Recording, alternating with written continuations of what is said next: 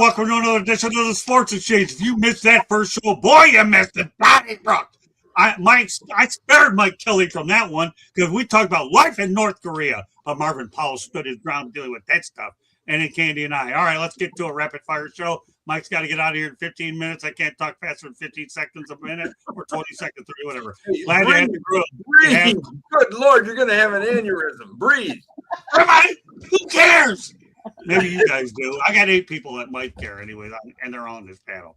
All right, anyways, we got to have Mike Kelly back. We'll take him 15, 20 minutes on a given night. It don't matter. We have Cliff. We have Kenny. We have Marvin Powell. We have Mike Kelly. We have Marky Bilson. We have Tom Shanahan. And we have Tony Bessemer City. Tony, the next time you come on here, you better put Bessemer City next to your name. Because this guy threw a curveball at me that had me going out there and flying all the way to Iceland or Greenland. All right, let's get to it. All right, rapid fire with Mr. Kelly.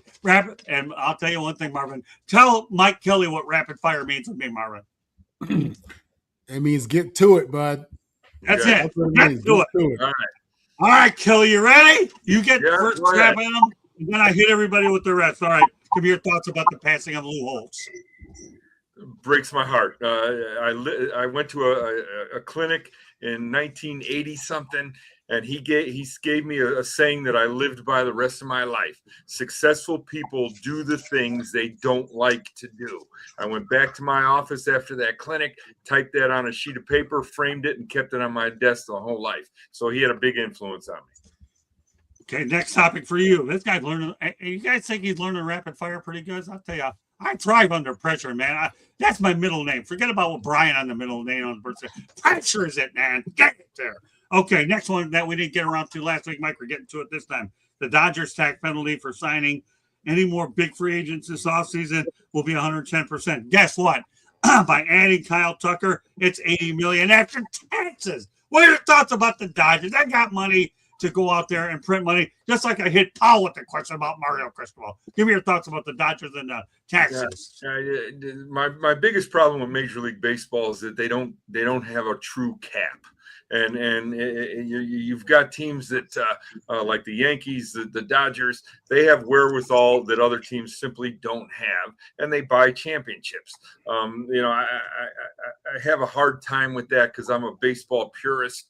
I just I find them, but if they got the money, they don't care. Right. Boy, your rapid fire is so good, I might even hit you with 1 or 2 more topics. Thanks, everybody, and be patient because you're going to get hit with them next after this guy gets going. All right, well, you know what? You were so happy with that last topic I hit you with last week about the skiing and the McDonald's business. Is that what it was? Right? I don't remember, to be honest with you. I'm trying to put a football league together right now, and my head is swimming with everything that's going on. Well, don't worry. After this topic, it's going to swim a heck of a lot worse than it did last week because I'm going to tell you something that makes everybody swim. A Rubik's Cube was actually a non-sports one that you're tonight. And Candy, if you want to research it, fine. But I think this guy's going to figure this one out. Okay, and at least you guys, everybody, the rest, you get a preview for what this guy's getting hit with now. All right, ready, Mike? Ready? Yep. A Rubik's Cube was solved in just 0.103 seconds by a robot built by Purdue students. Rubik's Cube, people. It'd take me 9 million years to solve that stupid thing. I'm not a robot. I'm just a loudmouth loose kid. Look, what do you think, Mike? The beautiful thing about the Rubik's Cube is it kept a lot of nerds quiet. And so it just let them go ahead and play with that. So if a robot can do it, that's great. But in terms of significance in the world, I don't think it's making even a blimp on the screen. Really? Seriously? Really? What? Okay. It's a Rubik's Cube, man. I looked at it once and said, yeah, that looks like fun for somebody else, but not me. See, Mike, what's going to happen after this show is you're going to think this is a fact. It's 15 minutes in sports history watching him ramble off these topics. That's when then politicians can tell lies. Okay, so there you go. So anyways, here, let's hit you one with Bruce Arians. I promised you that one, right? Didn't I? Okay, so Bruce Arians says, and everybody absorb, okay, I tell my coaches if you miss a recital, basketball game, I'll fire you. I missed a lot of my son's games. Those years don't come back. It means and more to your children. This shows you how bad my penmanship is, but so what? When I hear about guys Bruce sleeping was a little more eloquent than you. I'm just saying. what's that? I think Bruce was a little more eloquent than you. Oh, there's no question about that. Oh, here's way more question. Oh, I agree. Oh, it's okay. I had a lot to deal with here. Okay, let me. Where did I forget? Okay, I'm going to go back there because you threw me out my game. So okay, yeah, but those years don't come back. It means more to your children. When I hear about guys sleeping in their office, I wonder what the hell are they doing there. The work will always be there. The kids won't. But guess what? Bruce Arians, all he did was win the Super Bowl for 2020 in 2021. What are your thoughts, knowing that Bruce is a lot smoother than I am? At least that's probably you'll take out of this. My mother is 89 years old, and she keeps pulling stuff out that she's kept over my career the whole way through. And she had a note with the logo of the NFL team I was working for, and I said in my note that I'm working 100 to 110 hours a week. Every week there's a stretch of 38 to 43 hours straight that I don't get to sleep because I'm working, and I miss my wife and my kids. I don't know if this is really worth it. And so I worked for guys on the opposite end of what Bruce Arians is talking about. And I can remember we went to training camp. I weighed 192. I coached in the Pro Bowl at the end of the season. I weighed 222. So I put on 30 pounds just eating to stay awake to do my job in the National Football League. When I was a head college coach, if I had a radio show to do or something, I'd come back into my office. If there were coaches in the office and it was after 10 o'clock at night, I told them to go home, because there's a point of diminishing returns.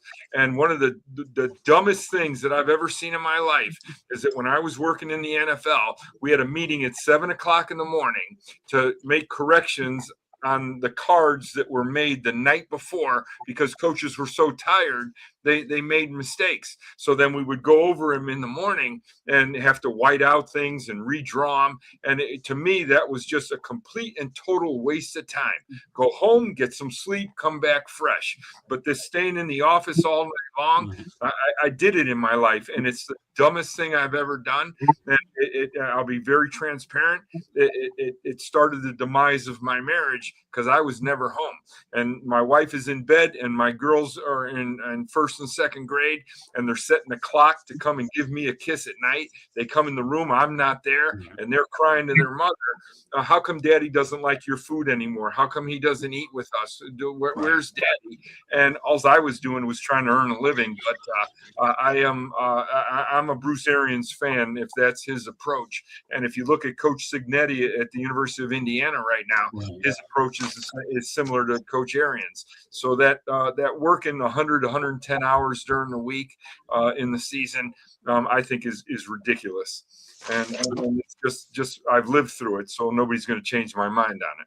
All right, one last football topic I want to get you, and then you can talk about your league. Okay, and that's this. Okay. Mario Cristobal went on record.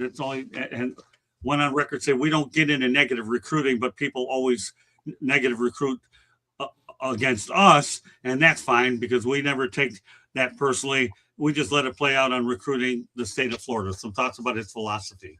Well, it's easy for people to be negative. That's the easiest thing to do, is to try to downplay somebody rather than play up your own program. And if he can hold his head up high and talk about the positives of coming to the U and what's going to the success rate that those young men are going to have and the type of experience that they're going to have, then that's the high road that he needs to take. And let those other guys talk it out and say what they want to say, because all it is noise. And if you listen to noise all the time, you're not going to be very successful in anything that you do. People want to react to stuff that's on the internet. I love that saying, reacting to things on the internet is like walking down the street and deciding to step in that dog poop that's on the sidewalk there. Walk around it, ignore it, make sure that you're moving forward. And I'd rather go play for a guy that was talking positive about his program rather than trying to knock down somebody else's. So I'll be with Coach Cristobal on that one. Well, yeah, I'm with him all the way too. You don't want to go out there and negative recruit. Focus on the and I work with Mario Cristobal, so Well, I what know kind how of the kids you end up getting then? Kids that are always looking at the negative side of things. I want kids that are positive on my team. exactly. I want to make sure that when that fourth quarter run comes around, that they're positive thinkers, not negative thinkers. And if you're going to be a negative recruiter, you're going to get negative kids. Great point. Last thing you're going to get out of here with is give us an update on the Continental Football League. Well, things are going pretty well. We're going to name a fourth team in Texas probably this weekend, or certainly by early next week. So now we're set with 4-4 in the North and the South. I'm excited about the coaches that we're attracting. We've got Jerry Glanville is the defensive coordinator of the San Antonio Toros. Jerry Glanville? Really? Yep, Glanville's coaching in San Antonio. Hal Mummy, the godfather of the air raid offense, is going to be the head coach and managing partner of the Indianapolis Capitals. Steve Kaiser, who was the longtime CFL and NFL coach and personnel man. He was the defensive coordinator of the Chicago Bears when they won the 85 Super Bowl. And he most recently was the general manager of the Michigan Panthers in the USFL. He's taking over the Michigan Arrows, which again is another revival of the original Continental Football League. So now we're set. Things are rolling along really well. I had a meeting right before this one with all the head coaches, getting things straight so we understand what our roster is. Talk to them about the rule change of the Continental shift, that after the third quarter, we go into the fourth. We're going to play modified Canadian Football League rules so that scouts from both leagues can really get a good assessment of these kids' skill sets. And we got it going. So now it's just a matter of going out there, signing some more players, running these camps, and getting our sponsorship in line in each city. But we're getting a stadium set, and we're getting to that point now where we're going to be ready to roll by the end of May to start playing games. All right, 2 foods for thought I'm going to get you out of here on. Number one, Mike, and that's this. Next week when you come on Wednesday, we're going into a little bit more information about Kaiser. That'll be one of the topics I'm going to hit you with, okay, when you come on. Okay. Number two, Jerry Glanville is unbelievable. When the Georgia Dome opened up, Marvin, were you there when the Georgia Dome was there? How long you been in that area? Since 2019. Oh, so you've been, yeah, okay. Anyways, I covered a game at the Georgia Dome, and Jerry and I have Detroit ties, and Jerry Glanville gave me a one-on-one interview back there. I love Jerry Glanville, and this guy's been on every league on the planet. So, all right, last thing, Mike, let everybody know how they get a hold of you. I know you got to go. Am I at the 15-minute mark? Am I doing good? You're doing good. We're perfect, man. We're right on point here. Thank you. Good. Well, let everybody know how to get a hold of you, and then you can get going, and then I can hit the rest of the group with a little bit more. And not talk as fast. All right, go ahead. Floor's yours. All right. Have some fun tonight, fellas. I appreciate the time. Thank you. Yeah, how can they get a hold of you? You can go to coflfootball.com, and that'll take you to the website. That's getting reconstructed right now, I believe. So you can go there and click on the commissioner, and you can send me an email.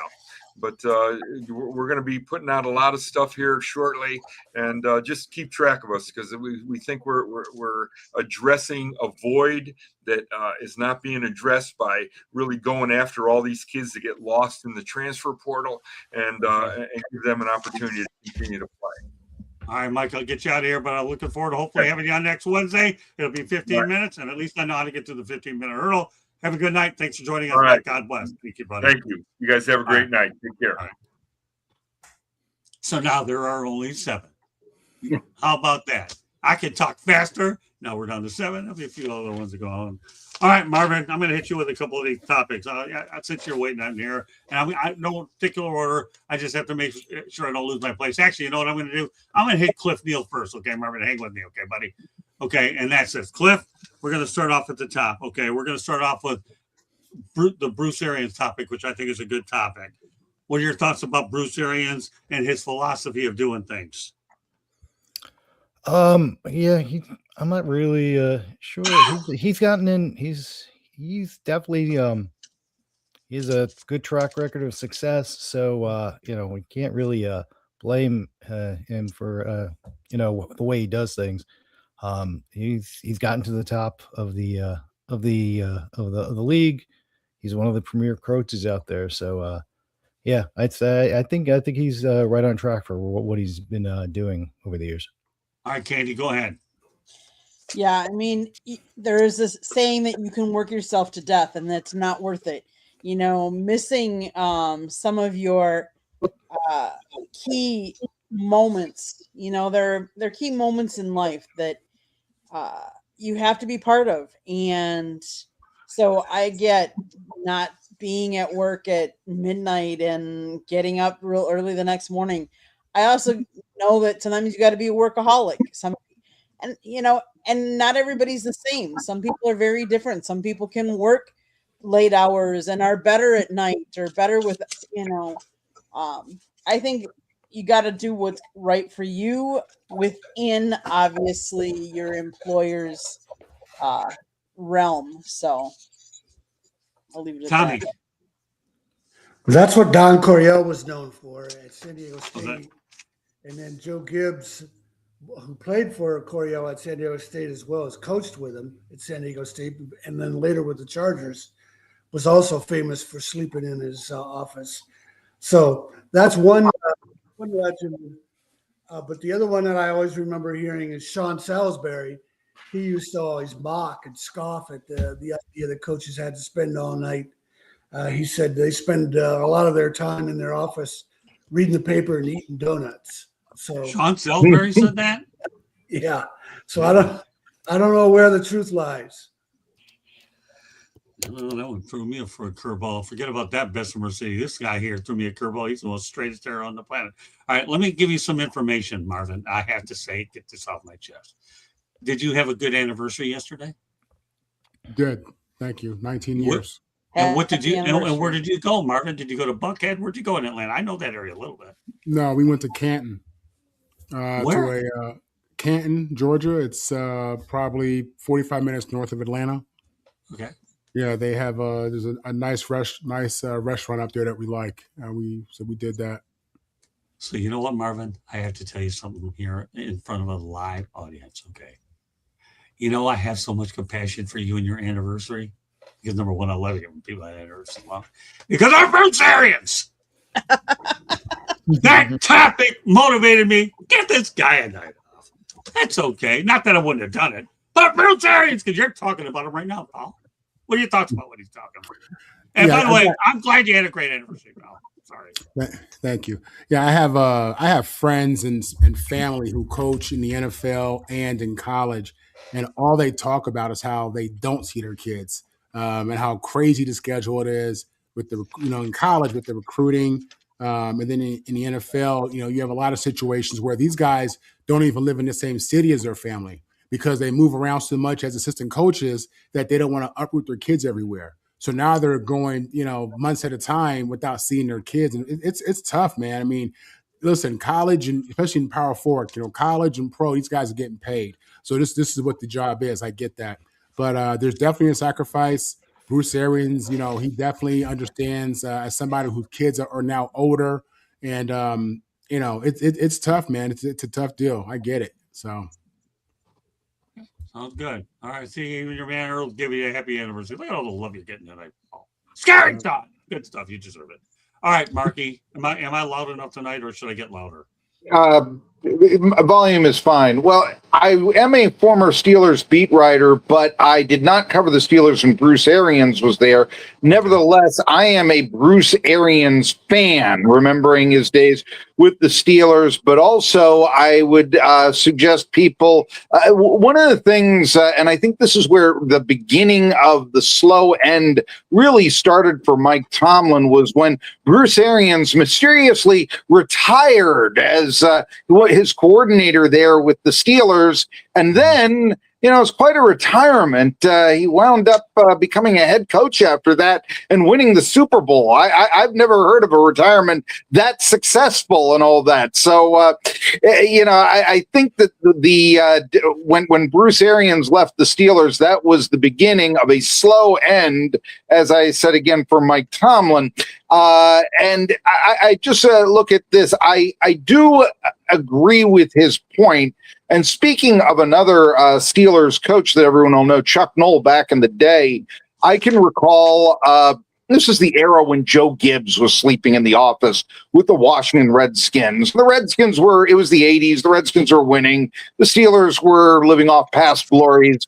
And one of the reporters asked, hey, Chuck Noll, why don't you sleep in the office? And all this. And he said, well, it's not like when I go home, I don't think about the upcoming game, but if there's really something that important to address, I just come in early and look at the films and all this. It's completely possible that what a Chuck Noll can accomplish in, let's say, 8 hours, it might take another coach 10 or 14 hours to do, or perhaps an even more brilliant coach 7 or 6 hours to do.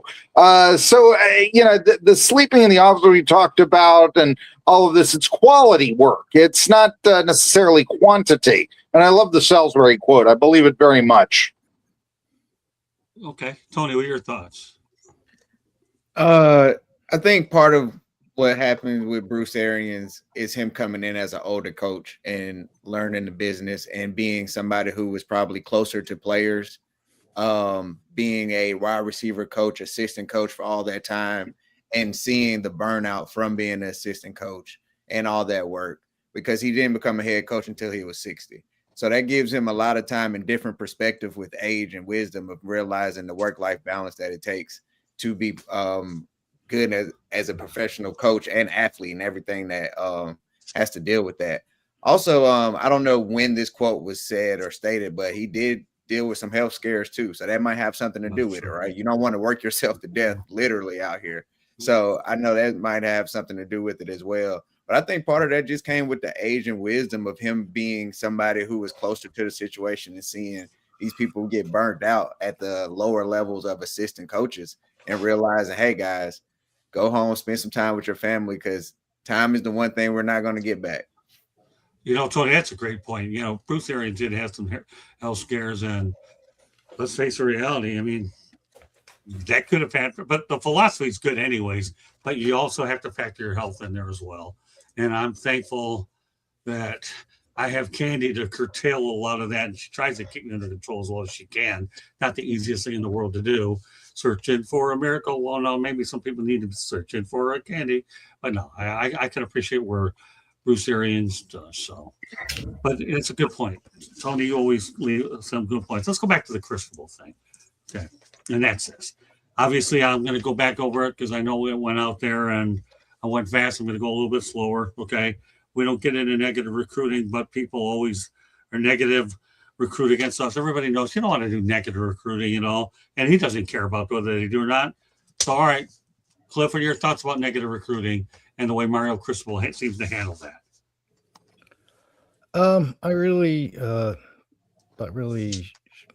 don't know. You're trying to do the best you can when you're doing that job. Trying to bring people in. I don't know. I'm not really a big fan of negative recruiting. But they got to do what they got to do to put the best teams together. So, for me, it should be what what your organization brings, what you bring to the team for me. All right, you know what? Cliff is new to the show. Cliff, do me a favor. Give me about 30 to 45 seconds. This guy's been a contributor on us, and he talks about hockey expansion. I want Cliff to let everybody know on this panel what you do. I think you work for Towson State or something like that? Yeah, I'm currently a professor at Towson University, Department of Mass Communication. I spent 16 years behind the scenes in television news, played lots of stories over the years. Can't tell you how many packages I put together. And now I teach the kids who want to get into broadcast journalism in general. I love my job. It's great. Cliff's going to be here every Wednesday night, people, so get used to him. Cliff and I have been really good friends for a long time. He critiques hockey expansion. I said, you come on this show, you're going to know a whole lot more, but it's one night he can get to us, so why not? I'm here. I make no bones about it. I am looking for the best cotton picking talent I can get.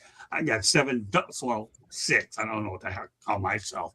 I've only been doing this forever, but 6 pretty darn good people on this show. And we had another one who was a thoroughbred who I gave him the fastest 15 minutes I could come up with. So I'm glad Cliff's going to be a regular on the show. Get used to this guy. All right, Candy, some thoughts about Cristobal. We both know him all too well. Mario Cristobal talks a lot of times about the culture that he's building at Miami. And how do you build culture if you're talking about negative about somebody? If you're talking about first of all, if you talk about somebody else, whether you're talking negative or positive, you're talking about somebody else. You want to talk about your program and what your program benefits the recruit that you're talking to or the parents of the recruit that you're talking to. You want to talk up your program. You want to talk about why they want to come to your program, why they want to come to Florida, why they want to come to Miami, why do they want to be coached by Jason Taylor, or what does your program have to do? How many of your recruits have gone on in the NFL? You want to talk up your program. I'm all about positivity and not talking about anybody else as your competitor. I do the same in my job because, to be honest with you, you don't know all the ins and outs of another program. You know the ins and outs of your program. You're the expert. Tell everybody why they should come to you and your program. I like that about Mario. I think he really has changed the culture down there, and it's for the better. Tommy? Well, negative recruiting, I think, is part of the game because of human nature. You just have a lot of people that are that way, that can only say bad things about other people. But the other side of that coin is that you got to have, so to speak, a war room to be able to respond to negative recruiting. I'm sure a lot of coaches tell Miami, the mom of Miami recruits, that if their kid goes to Miami, they're going to spend up all their time on South Beach. So you got to be, if you're Mario Cristobal, you got to be prepared to counter those kind of comments. Marvin? Yeah, I think it speaks to this insecurity. I mean, I've been recruited before. First time was in football, and I think if a coach comes to me and it's telling me that this other school is this, and that, my thing is, why aren't you just focused on you and what you have, your blessings, and how great this is going to be for me? I think when you feel the room for the negative energy, I think it's just, it says a lot. You know what I mean? So I appreciate Mario Cristobal's approach to it. I think he's right, dude. If I'm the head coach of Miami, I wouldn't even waste my time talking about any other program unless it was USC, of course. But it's all good. I get it. I'm happy he's that way, and I've always liked Mario. So I think he's a high caliber dude, and I think he's remained that through his coaching career. No question about him. Great stuff. Okay, Marky. Oh, very famously, years ago, when Bo Jackson was being recruited by both Alabama and Auburn, he famously said he went to Auburn, who at the time was having a long losing streak to Alabama. And the reason why is the Alabama recruiter said, hey, if you go there, you'll never beat us. Turned out in his freshman year, Bo Jackson, with 2 minutes left, scored the winning touchdown in Bear Bryant's last loss at Alabama. So, and Jackson always said that, that was what pushed me over to Auburn, when they gave me that. So sometimes the negative recruiting in that situation hurts. Of course, you want to promote your own team. And I've always said that I don't care where you coach, you've got to have something that can go to any recruit and say why your program is the greatest there is. I don't care if you're the football coach at Virginia Military. You've got the sleep you get in the barracks will be the best you have in your life. They don't have much to recruit there, but come up with something, and all that. So I get exactly what Cristobal is saying, but I would like to throw this caveat. Of course, one would want to publicize Miami. Why wouldn't you? They were the national runner-up last year. That's tremendous. You have tremendous positive work. But I got to tell you, if I was a recruiter, and I know what I just said about Bo Jackson, if I had heard that a recruit was considering me or Florida State, I think I might just say something. Hey, why would you want to go there? They're yesterday's program. We're number 2 in the nation on the cusp of being, and we'll be number 1 with you. And if it's that negative recruiting, possibly. But, I think you can also see where that promotes what you're doing at Miami as well, and saying why you're the best program out there. All right, Tony. I'm not mad at that, Marky. I feel that. Hey, if it's us or Florida State, as a Miami fan, I might talk a little junk about Florida State. But it's funny, Mario Cristobal won't say anything negatively recruiting. But if it's at a banquet, he has plenty to say. I don't know if you guys saw what he said to Kirby Smart, saying that this is what Carson Beck looks like with good coaching.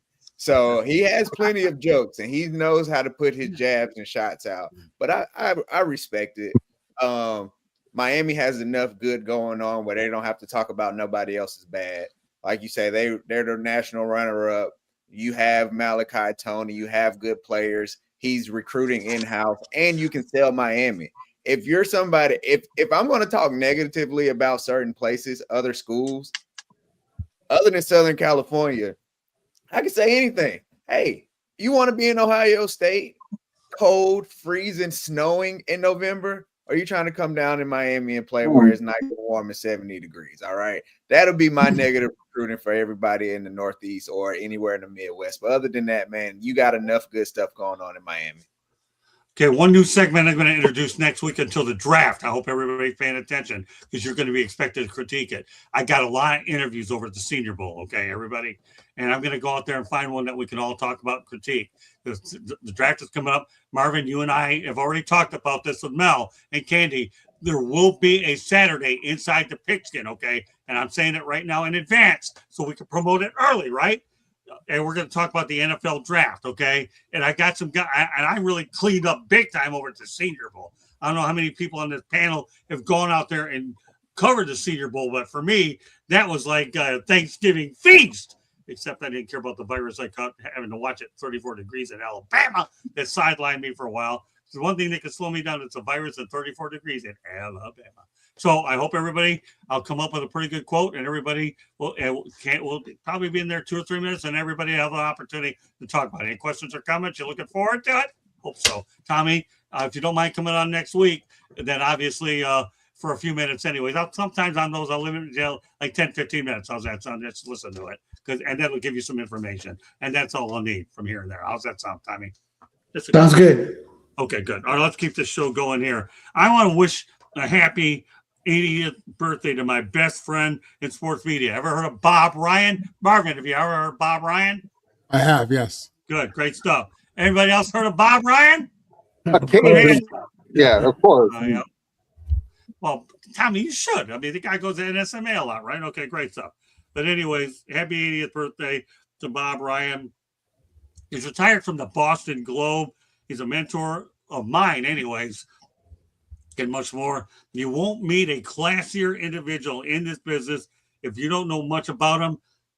Look him up on Google. Cliff, what are your thoughts about Bob Ryan? He's been one of the best sports journalists out there for a long, long time, covering Boston and sports in general. I just always like listening, even when he's on TV. His coverage is just top notch. He has such great insights. It's just he knows, he seems to know everything about everything sports, and it's just a pleasure to listen on his analysis. Candy, some thoughts about Bob? I've listened to him. I've also listened to you interview him a couple of different times over at NSMA.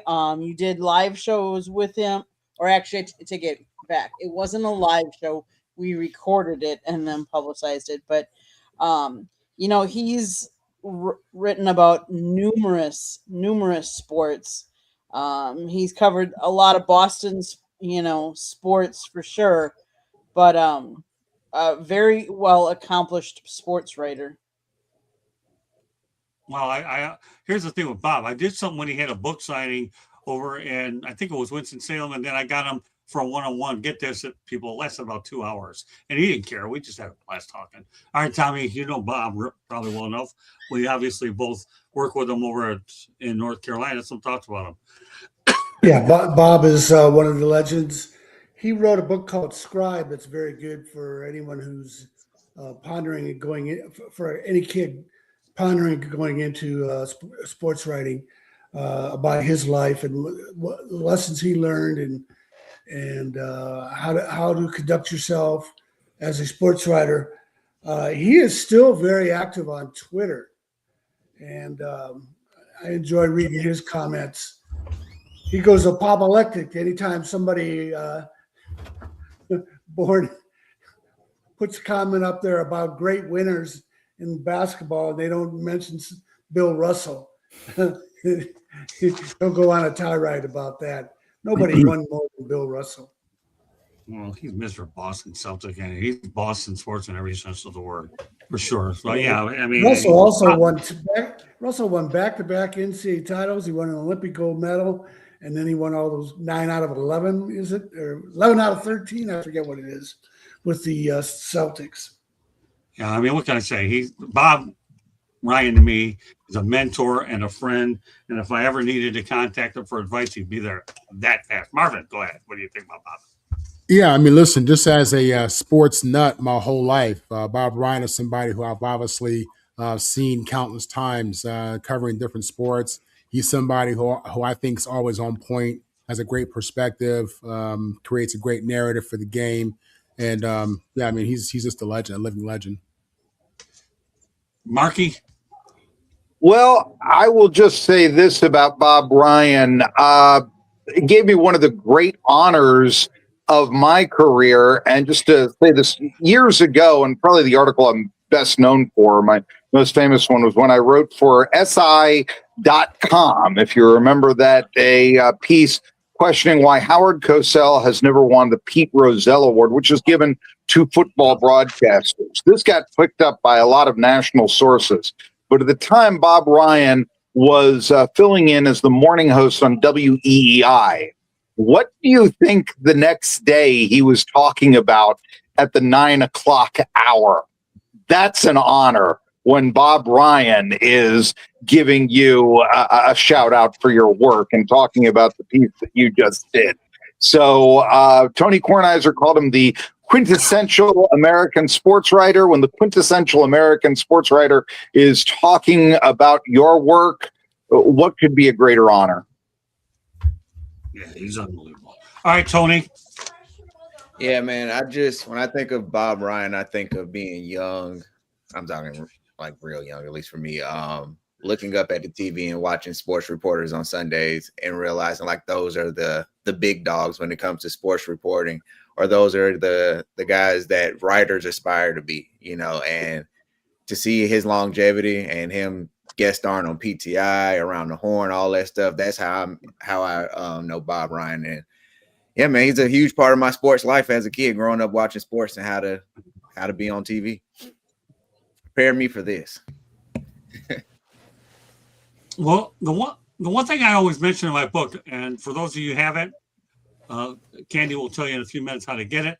Those of you that do have it, the one thing I've tried to teach a lot of the people that I've really mentored and taught wherever they're at is you have to go out there and critique your own shows, because you want to know, maybe it says something, but I'm not telling people when they do this to overanalyze themselves. We're not asking you to go crazy. How many times, Marky, have you had to critique your own shows? It isn't about beating yourself up, right? It's just about saying, okay, because that's not what this is about. I'm not here to critique everybody. I critique myself. I'm harder on anybody else than myself. Marky, how do you go approach this? Good question. Yeah, listening and learning.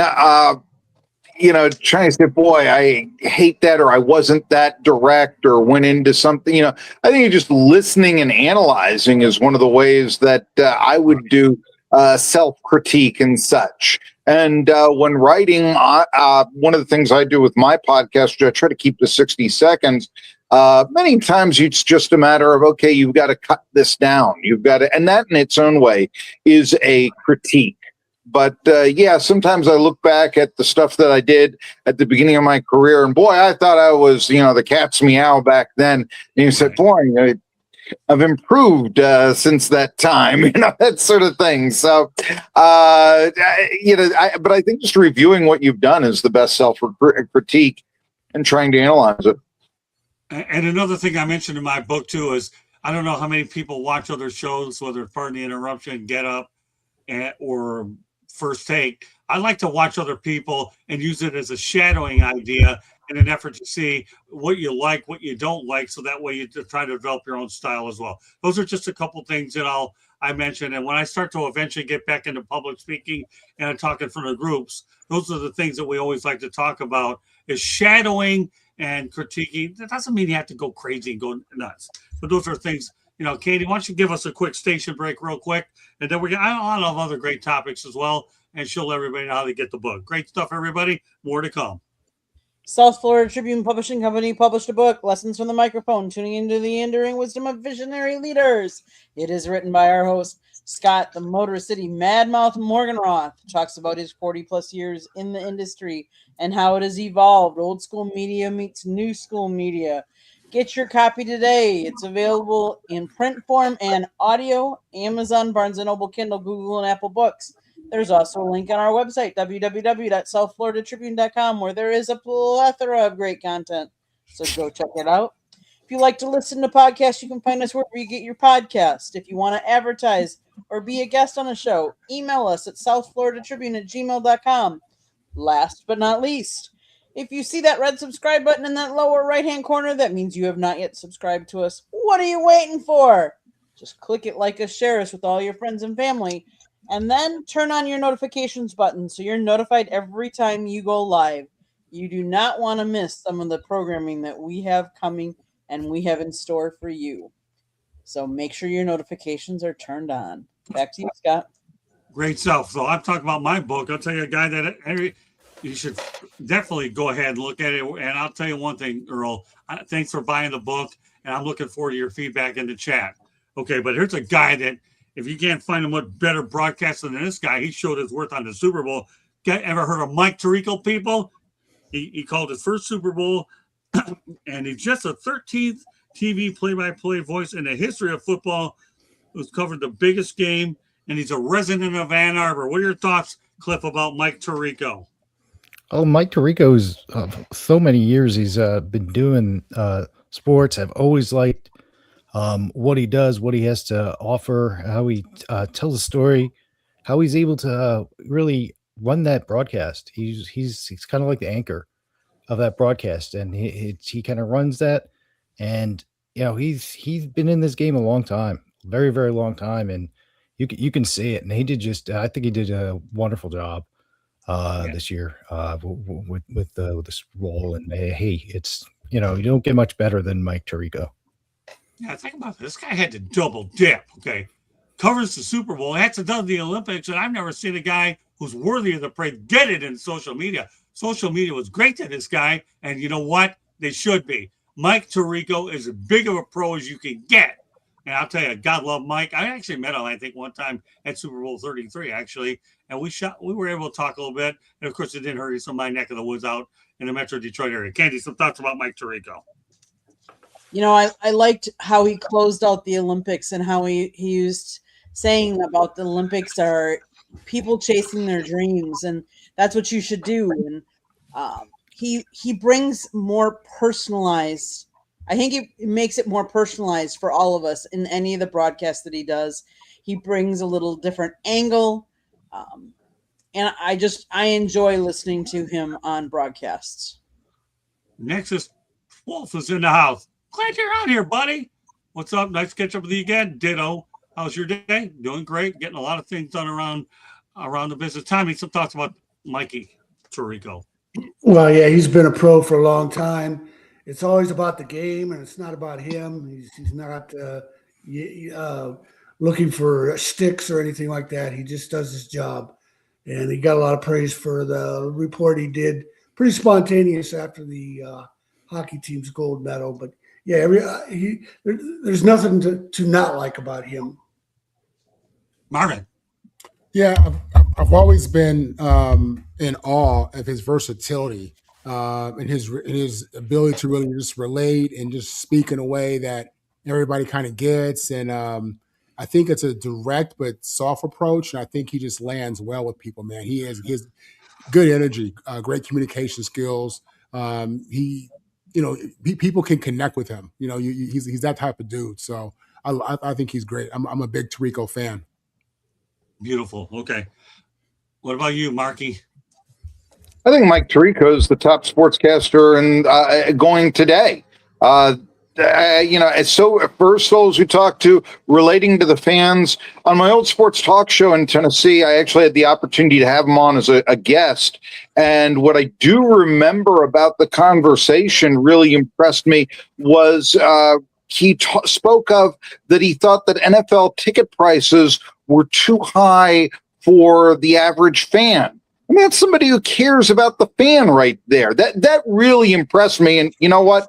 I agree with Mike Tirico as well. So what else can I say? I mean, I think he's the best in the business right now. Sounds good.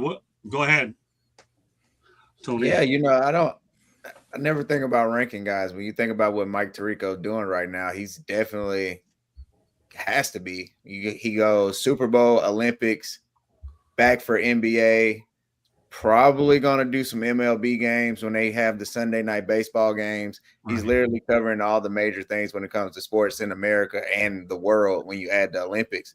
And Mike Tirico's been doing that for the longest, right? He was doing Monday Night Football at some point. He was doing the NBA on ESPN. He's just that guy. He does the Notre Dame games. He's just amazing at what he does. He never seems out of sorts. He's a sports lifer, and you can tell. Okay. All right, Marky, I'll tell you what. We're going to go to our you're going to probably leave around 10-ish. Is that correct? Yeah. Is that what you have to know? So what I want you to do is give me your individual opinion on the Dodgers tax penalty for signing any more big free agents this season, which will obviously be 110%, and adding Kyle Tucker, and everybody else will address it after the 10 o'clock hour. It's about $80 million after taxes. What are your thoughts about that, Marky? Well, they can afford it, but I mean, it's just another sign that there really isn't any control or competitive balance in baseball now. And you heard earlier, I know there was a conversation about, boy, would I like to see a salary cap? I know that's controversial. I know some people don't agree with it, but when all the other sports have it and you don't, and it seems that baseball has the worst competitive balance of any of the major sports, then I think the proof is in the pudding. The Dodgers can afford to pay the salary. They can afford to pay the price. And while I do believe all the teams are profitable, I mean, they've got the most tubs of moolah of any of the other teams and such. So, I mean, I think when you see the Dodgers signing another free agent and not even caring what it costs and all this, I think that this actually drives a lot of people away in places like Kansas City and Pittsburgh and Cincinnati or wherever, because they no longer think that their teams are playing on an even level. I know it's always been that way to a certain degree. When the Yankees were winning 14 pennants in 16 years, let's face it, under the finances of that era, they had more money than, let's say, the St. Louis Browns or the Philadelphia Athletics, obviously. And that's why they were able to win the World Series for 5 straight years, some 75 years ago or so. But, so it's always been that way, but it just seems more apparent now when you compare it to the other sports. Great stuff. Okay, let's continue on. Back to the non-sports topic that we had earlier with Mike. Everybody gets a crack at this one. Cliff, Rubik's Cube was solved in just 0.103 seconds by a robot built by Purdue students. What are your thoughts about this one, Cliff? That's not surprising. I mean, the computer did it that quickly. It's a computer. It's what it's meant for. I was never good at it. I was just never good at it. But that's what they're putting it to. I mean, isn't there more important things to worry about as opposed to, figuring out a Rubik's Cube? I don't think so. Because the one thing, Cliff, you're going to get used to as you come on these shows, my man, is leading to one of my things I'm working on throughout the year is we love these non-sports topics. They only get more insane. And if you don't believe me, ask Marvin Powell. He's getting off easy in the second hour. The first hour, he had it tough. But no, the Rubik's Cube is what it is. I mean, but yeah, 0.103 seconds. I didn't count that well. All right, Candy. So the machine utilizes high-speed cameras, custom computer vision algorithms, and precise industrial motor controls. Now, the one thing that I will add, Scott, that the team also had to reinforce the Rubik's Cube itself with a custom internal core to prevent it from disintegrating during the rapid, violent, high-speed moves that the robot used to do the Rubik's Cube. So yes. What do you think, Tommy? Is this one of the most insane topics I've come up with since you've been on this thing? Yeah, I don't know how anyone solves a Rubik's Cube, and I don't know how a computer can't solve a Rubik's Cube. So I'll leave it at that. That's good enough. All right, Marvin. We're getting to the point now where I'm starting to think that computers and technologies are gonna surpass us because they they don't have feelings and emotions. They just do the work. They just do the job. And I wonder how at what point is that not good for us? So right now it's the Rubik's Cube. Tomorrow it's something different. I don't know, but I think it's fascinating that a computer or technology can solve or complete the Rubik's Cube thing as fast, but it's not shocking, man. I mean, they out there. There's a lot of stuff going on in technology, Tony. I'm telling you, man. Yeah, I don't know, judging by your body language. No, I'm serious. I mean, it makes you. I mean, it's unbelievable what they're doing. Things that we do. We're talking about the Rubik's Cube, but think about things that we don't know about that are happening with technology. So today, this story sounds cute. There are other stories that are coming that ain't gonna be so cute, Marvin, I'm gonna tell you something. I've known you long enough, okay? And I'm gonna play it straight with you, like Mike Ditka. You mentioned he plays it straight with you, okay? I've hit you with all kinds of topics. I've never seen you laugh at one like this before. This is the first. So I think we did pretty good to get you to laugh that way. All right, Mark, what your thoughts about the Rubik's Cube? Well, before we lament the takeover of computers, which is an old topic, I'm not sure that the quick solving of a Rubik's cube by a computer is any different than the unbeatable chess opponent that one might play on a computer, that sort of thing. But I'm just impressed. I think this is the first time anybody's talked about a Rubik's Cube in 40 years. That bat really went out. I mean, I think because the baseball strike was in 81. Kids needed something to do other than watch their ball clubs back then, and so they played with Rubik's cubes. I was very happy when I could just get one side done. I will tell you that. But by 1983, when that thing was hanging around, I mean that was yesterday's toy, and I don't know that anybody's talked about a Rubik's cube for at least 43 years. So, have they? I mean, it's news to me. Well, that's why I'm so cotton picking and saying that's why we do this stuff as a sports exchange. So here's what we're going to do, Marky. Give me your thoughts about Lou Holtz, and then what you're going to do is you're going to let everybody know how they get a hold of you. We'll try to get you out at 9 or 9:01. 10 or 10:01. Can you handle the next minute? Yes. Lou Holtz was, and I know you try to be objective to this, but for a long time, Lou Holtz was my favorite college football coach. If you want to go back, the very first team that I ever heard of as a little boy was the South Carolina Gamecocks. I know a lot of people will recognize Holtz from days at Notre Dame, but what he did at South Carolina, which was easily the worst program in the SEC when he got there. And his first year, he went 0-11 there. But they had no talent. But the thing was, for the first time, they were recruiting and keeping quality in-state players at South Carolina home. A lot of people don't know this, but South Carolina is one of the top 10 states, I believe, in producing NFL football players. It's only 24th in population, but they've got good football in South Carolina. So why do the Clemson Tigers win a lot and such? Why are the Furman Paladins usually good in the FCS, that sort of thing? There's a lot of talent there anyway. But it wasn't coming to South Carolina until he got there. And what he was able to do, now he never won the SEC at South Carolina. Heck, he never beat Tennessee or Florida. But he got them to a level of responsibility from 0-11 to 9-4 and beating Ohio State in New Year's Day bowl games. He got the program to a point where they could become nationally prominent under Steve Spurrier. And for the last 10 years since Spurrier, I think South Carolina has been up and down. But, 2 years ago, they just missed the college football playoff. We're talking about a program that was 1-10, 0-11, and a very passionate fan base in South Carolina did not believe the Gamecocks could ever win. And, he changed all that. And that's something that everybody in South Carolina has got to be grateful on. And with that, I will leave you and bid you adieu. Well, actually, you should let us know how we can get a hold of you. Okay. Well, you can go on, let's see, you can find me on Facebook at Marky Bilson, MarkyBillson.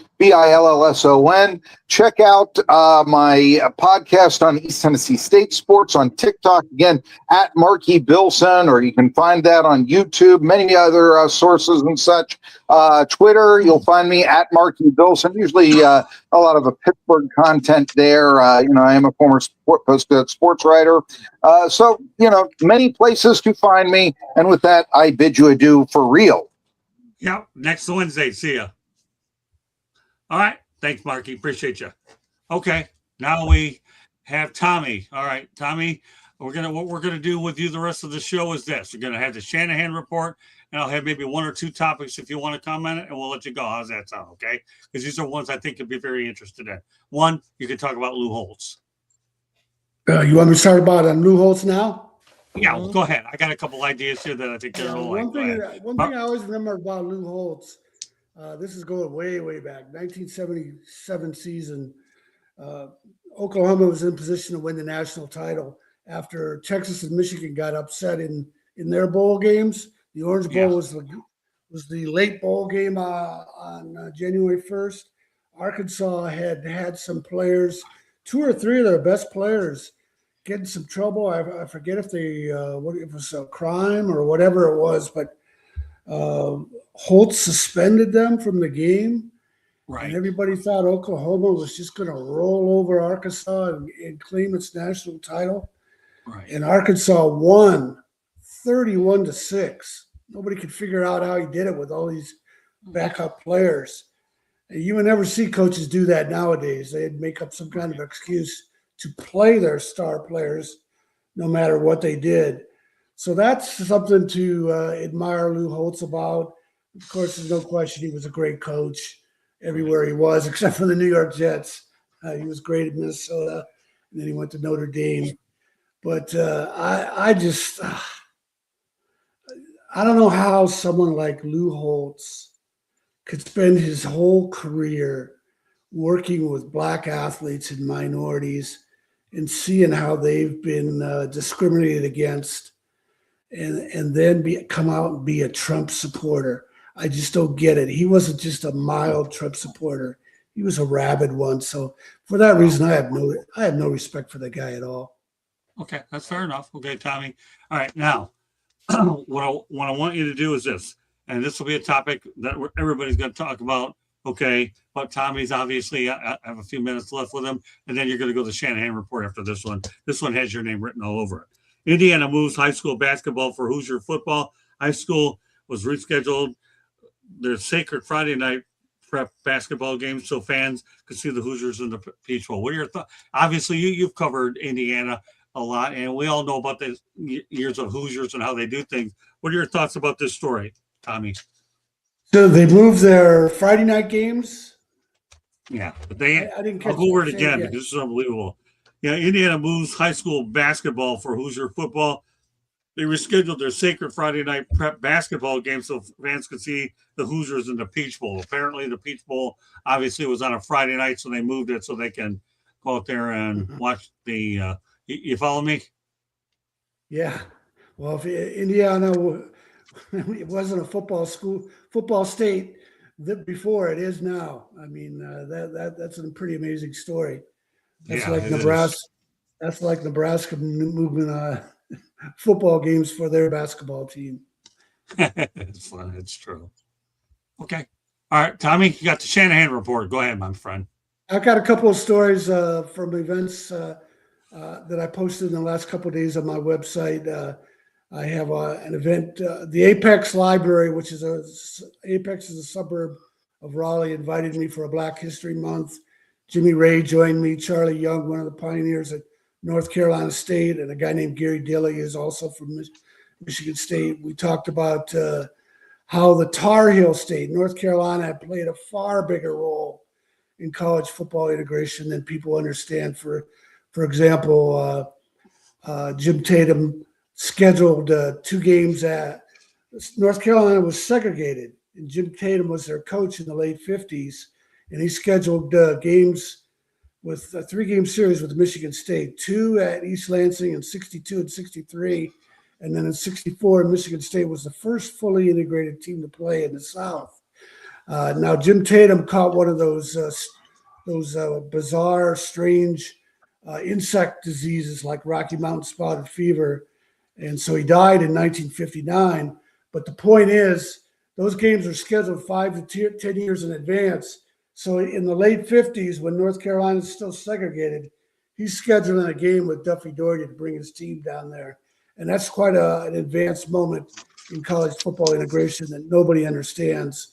And then the other thing, and I put up another story today, Lansing station, a TV station in Lansing, did a Black History Month thing on the leadership of Michigan State, not just in sports, but also throughout the campus over the years. Clifton Wharton was the first Black president of a major public university in the 70s. And then I was interviewed about the Michigan State's leading the way in college football integration. So both those things are with video are posted on my website. TomShanahan.report. Hey, Tommy, I appreciate you doing double duty this week, a little bit tonight. And we'll see you next Tuesday night on Inside the Picton. All right, my friend? Sounds good. Thanks. All right. Have a great weekend. All right. Now there are 5, and now the insanity continues. All right. So I'm trying to catch my breath a little bit here, if that's even possible. Tony, I guess, were you the last one to comment on Lou Holtz, or has everybody talked about Lou Holtz, or help me out a little bit? Where are we at? No, I haven't spoke on Lou Holtz. Candy, where are we at? What topic have we? Was it the Rubik's Cube? You were the last one that didn't get that right. Yeah, I didn't speak on the Rubik's Cube. Well, good. You are now. Go ahead. Yeah, I mean, I don't know. To me, maybe it's my lack of patience, but a Rubik's Cube is an impossible feat. I just can't see myself sitting there putting one together. So shout out to the computer. But I'm with Marvin, bro. This is just the tip of the spear, tip of the iceberg. This isn't even scratching the surface. And it's the way that they're presenting it to us to make it seem more acceptable. You know, it's almost like with the Ring cameras now, you can post your dog and they'll use the cameras to find your dog. They're using those cameras to watch you. This technology is getting too smart and we're way too slow. So we got to figure out a way to balance this out. But shout out to the robot in the Rubik's Cube. Hey, Earl, you got to keep me straight in here. I got a lot of people. Now we're down to 5. It gets a little easier, but I was looking to get a lot of people in here. And this is how strong of a show this thing is. And I'll tell you one thing we were able to probably do. I can get 8 people in inside of 90 minutes. I'm doing pretty darn good because I can crank out one-liners. I'll let everybody else take the show. Hi, you having a good time so far, Cliff, on this thing? You looking forward to coming back every week? Oh, absolutely. It's going to be great. Every Wednesday night. It's going to be so much fun. Okay, so all right, Tony, since you ended with the Rubik's Cube, you're going to go ahead to Lou Holtz. Some thoughts. Lou Holtz, my earliest remembrance of recognition of Lou Holtz is with South Carolina. I didn't realize he was the Notre Dame national championship winning coach until I was older. and able to pay attention to that and like look back. I just remember him being a good coach for South Carolina. I don't remember South Carolina being bad because he was solid when he was there.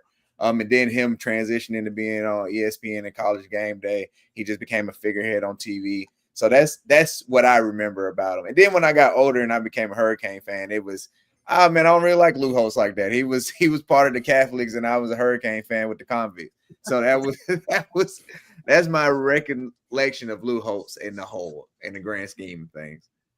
All right, so let me give you a quick story on Lou Holtz. Marvin, your neck, get ready, okay? And that's this. I actually had an opportunity to cover an Orange Bowl, get this, with Lou Holtz and Bobby Bowden over at the actual Orange Bowl, not Hard Rock Stadium, okay? Orange Bowl Stadium. And I'm going to tell you, that was a great week.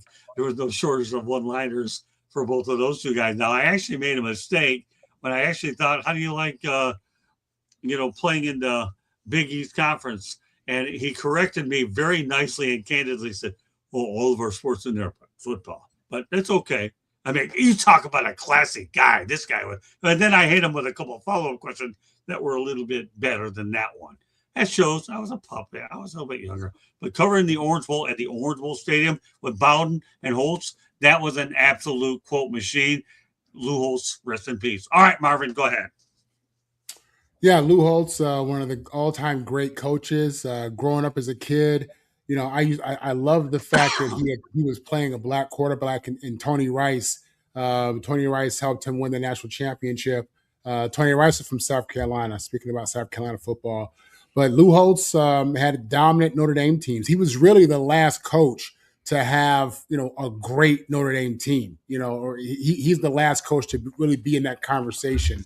And I'm proud to say that his last regular season loss came at the hands of USC when I was there in the Coliseum. Felt good to beat a legend. I mean, you respect that, but no, man.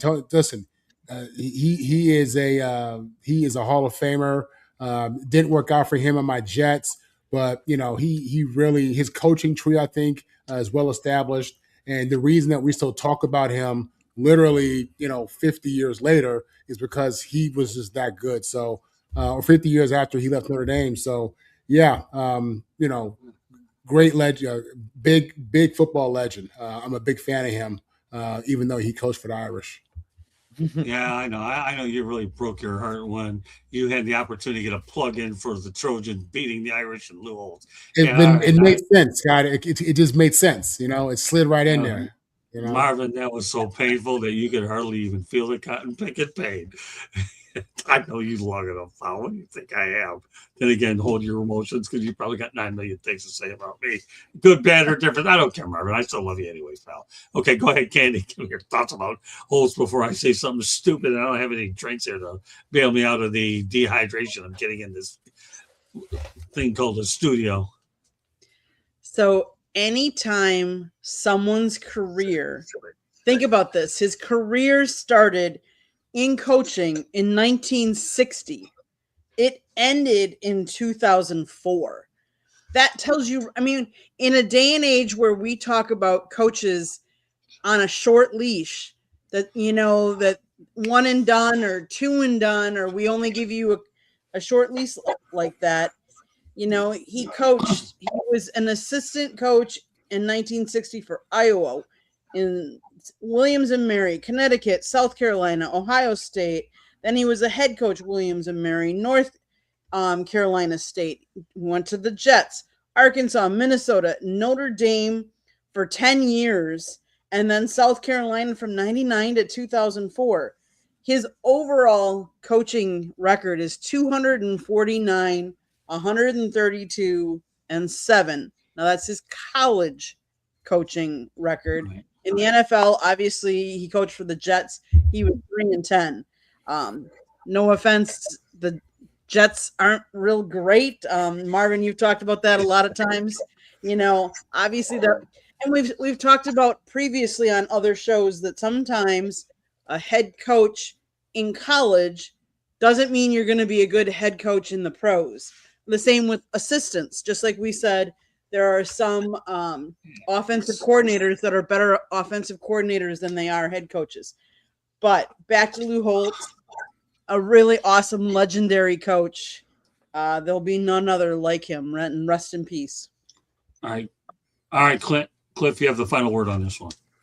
Okay, Lou Holtz. When I heard he passed on, I was like, I'm very sad about that. I do remember the '88 championship. I'm from New York. I'm from Long Island, and Okay. we're not really into college sports up there because we have 30,000 professional teams. Right. But Notre Dame was someone I got into. I lived there in Indiana for a year. And I kind of got, and then it was something about Lou Holtz and just how he just coached, and when you heard him talk, and yeah, I remember Tony Rice winning that as a quarterback there, and I just Lou Holtz did such a great job and made me care about Notre Dame football, and he was that rock there, that coach, and after he left, and then he went to South Carolina, struggled a little bit, but then really. Just gave them such credibility. Just and you could tell he had really cared about his players and their them as players, but also as people too. So it was very heartbreaking. So that's a sad loss we had today. All right, now we're going to double back to it. I hit Tommy with it. Everybody can talk about it. Since you were the last one that spoke, you're going to be the first one on this one. Indiana, obviously, I told you about moving to high school basketball for Hoosier football. Obviously, the Friday night games were replaced by the Peach Bowl. What are your thoughts about that, Cliff? I mean, let's face the reality. Hoosiers is what made it. But, when you don't have a team that doesn't win often, Indiana is just a great college state. And obviously, the Hoosiers are doing some incredible stuff. Yeah, it's been a real long time since they've been even halfway decent at football at this level. It was very surprising for me. It's like, really, Indiana's doing it. Wow. They really turned things around, and I get it. I get it. It doesn't happen very often. And it's been a while since they've been, this influential and this successful. So they wanted to take advantage of that, and stranger things have happened. It's a little strange, but I'm not that surprised. Candy. I'm not surprised in today's day and age. Look at how many different days the NFL will play on. The NFL has played on Thursday, Friday. They played on Saturdays. They've played Sundays. They've played Mondays. So am I surprised that Indiana moved basketball, their teams around or their games around?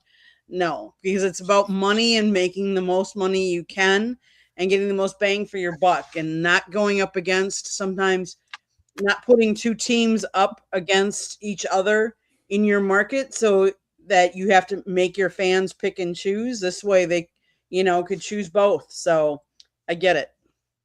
It's a business. Tony. Yeah, it makes sense. Look, one thing for sure and two things for certain. In football, in America, football is king.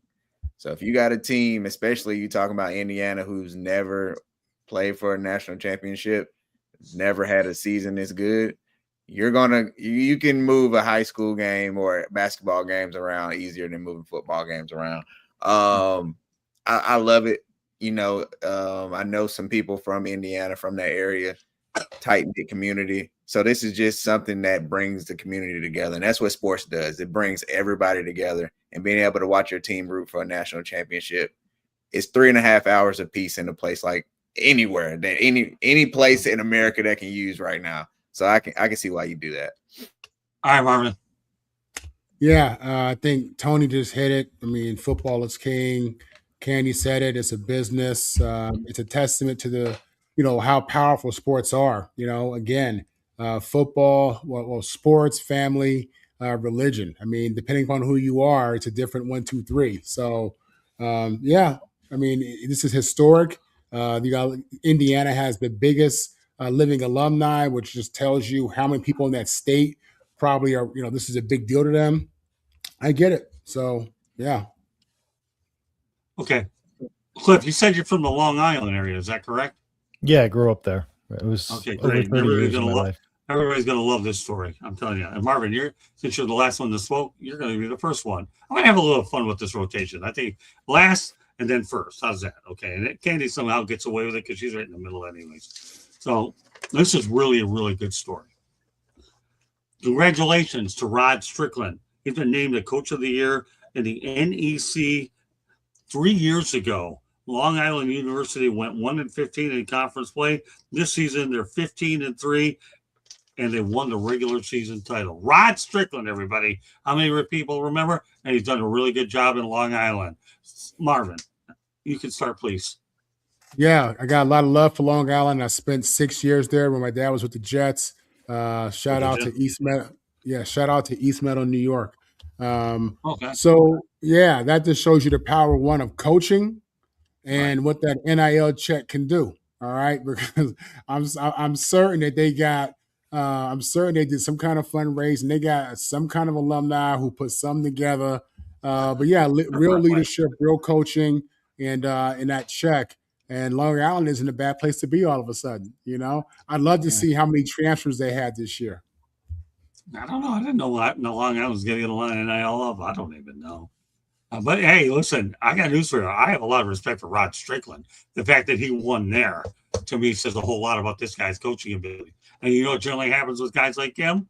Win over to a place like that, and you're graduating to a much bigger conference, and you're getting paid a whole lot of money, unless he decides, hey, I like it there. All right, Tony, go on. Yeah, Rod Strickland as a great player. Great player. It's interesting to see him as a coach. Sometimes the good players are not as good as coaching because they just expect players to get it. But it shows that he has the patience. He can develop talent. But like Marvin said, I'm sure some money involved in that too, getting some of the best talent that you can for bang for your buck with the dollars that they got. But I like to see it, man. I like improvement stories. I like that he did choose to go to a small school. I'm assuming he chose to go to a small school. Somebody like Rod Strickland probably can coach different places, but he gets more of a hands-on experience with this. So that's good for the team, obviously, and Rod Strickland. You know what generally happens to schools like this? They get in the NCAA tournament and they start wrecking your bracket is what they do. They just do. Get them in the NCAA. All right, Candy. You know, he's been under some really good coaches. Scott, did you know that Strickland was an assistant coach for the South Florida Bulls under Orlando Antigua from 2014 to 17? Okay, I didn't know that. He formerly served in an administrative role for the University of Kentucky basketball team under head coach John Calipari. And he was the director of basketball operations at the University of Memphis under Calipari. He is the godfather of current NBA player Kyrie Irving. And he was inducted into the New York Basketball Hall of Fame with the class of 2008. So obviously he's played for the Knicks, the Spurs, the Blazers, the Washington Bullets / Wizards, the Blazers, the Miami Heat, the Timberwolves, the Magic, Raptors, and Rockets. So obviously he's played under a lot of different coaches. So he's seen a lot of different coaching styles. And then he's coached and had some other lineage with some of the other basketball greats. So obviously he's taken a little bit from everybody, and he's making it work for him on the court and having success turning that program around. Let me tell you, Mike Kelly sent me a text about Candy. You ready for this, people? Okay. He marvels at Candy's free shirt. Not that it's anything new, you, Marvin, right? You've only been out with me longer than anybody. And Tony's getting up there in a little bit of time. Mike Kelly's, get this, he sent me a text about Candy. Man, I love this girl's research, man. She makes it interesting. And now he just sent me a text message to try to get a little short clip so he can promote his show. How about that? Not bad, huh? And all because of you, Candy. All right, Cliff, since you're from that area, you got the final word on your Long Island people up there. It's our Long Island sports for universities not very well renowned. Stony Brook does its thing, but it's lower level, and Hofstra, and so heck, you can turn it around and do something like that at a Long Island school, and I gotta tip my hat to him, to especially turn around so quickly as he did. Yeah, I remember him playing, especially for the Knicks, and I didn't even realize he was on that many teams. It's yeah, I tip my hat to him how he was able to turn that around, especially school on Long Island. Yeah, every so often you see them in the tournament. It's but every so often. So it'll be nice to see. Maybe they can win a game or heck, maybe two. If they get a bid there. So if I bothered to get in that March Madness, well, I haven't done it in a few years, and I figured, I can't do this. I don't have to watch that tournament and pay attention to it. I might be forced to take this team just to at least get one win, even though like 9 zillion other people are not going to win it anyways. All right, back to a non-sports topic tonight. All right, man walked 450 kilometers. I don't even know what that is, to cool off after he had an argument with his wife. After an argument with his wife reported him as missing and later collected him. All right, for people, okay. I don't know about you, but if I get in an argument, okay, I don't mind walking a little bit. That was when I could a lot more. Marvin, what are your thoughts about this guy? You think he's smart doing that? Just get away, walk around. I don't even know what 450 kilometers, don't even ask me. But what are your thoughts about the philosophy at least, Marvin? I think he's looking for a peaceful solution. I think he's looking for a way just to get away and breathe a little bit. I've been with my wife, 19 years yesterday, but with her to about 26 years total. And sometimes it's like that, man. Sometimes you just need to get out the room and get some space. Now he took it to another level. So I don't know how. I mean, he was really trying to get away from this chick. You know what I mean? So I don't know what was going on with that, but hey, man, it's really. Listen, many married men will tell you the many different crazy things they've had to do just to calm down or get away, or whatever it may be. It is what it is. So he found a way to keep it classy and not end up on unsolved murders, and that's all good to me. I respect it. Murders, I haven't heard that one. That was pretty good. All right, Paul, I knew you'd come up with another one on a non-sports. Good stuff, brother. Okay, Tony. Unsolved. What was it called again, Marvin? Unsolved Murders. ID channel, yeah. Unsolved Murders. Is that a show? My wife's favorite show. Yes. Unsolved Murders. Okay. Katie, don't you ever get me to watch that one. I struggle with NCIS, Chicago PD, and don't get me to. I mean, I could never do Criminal Minds. Oh God, that was terrible. But when she got me on Chicago PD, that was better than NCIS. I'm hooked. Okay. And when I write my second version of Lessons from the Microphone, I'm going to tell you something. I'm going to give everybody a little preview of book number 2. Okay. Leroy Jethro Gribbs, a.k.a. Mark Harmon. He's going to be in there with me because I'm a part of what this guy is. All Marvin. God help me if he watches NCIS. Just remember, my character is after Mark Harmon. Marvin. And if you watch that show, oh, God, I'm working with this guy. Oh, help me. Let me get the hell out of here with this guy. Scott, to just give you a point of reference, what? 450 kilometers is 279.617 miles. What? So 279 miles? Really? Seriously? You walk that far? I can't even walk 2 or 3 miles. Yep. Wow, that's a lot. I was waiting for Mrs. Research to come up with unsolved murders, right, Arvin? Okay, good to know. 279 miles? Okay. Yes. All right. Marvin, good stuff. You gave me some more information that I didn't even know. All right, go ahead, Tony. Take this thing. I don't know where I'm going. You know what? I'm a go movie and sports reference. And TV show reference on this. He turned into Forrest Gump to avoid ending up on Snapped.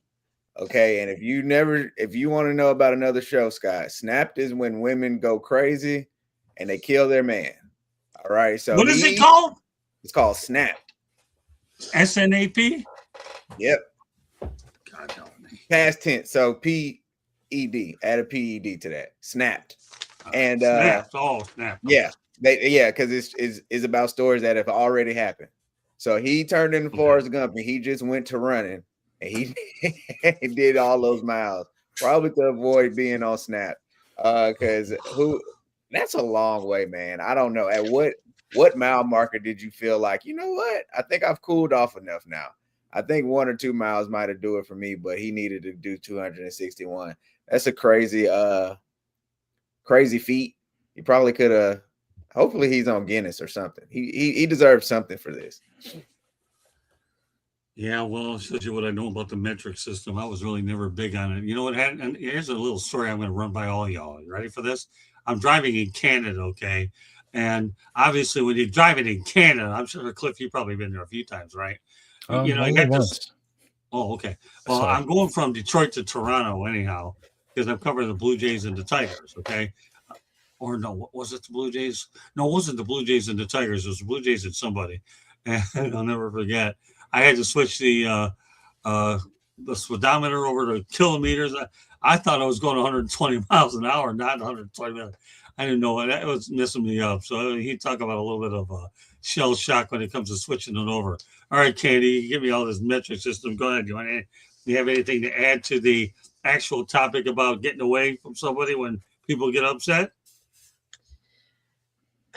Of course, everybody has their what they need to do to take themselves out of a situation when they're upset.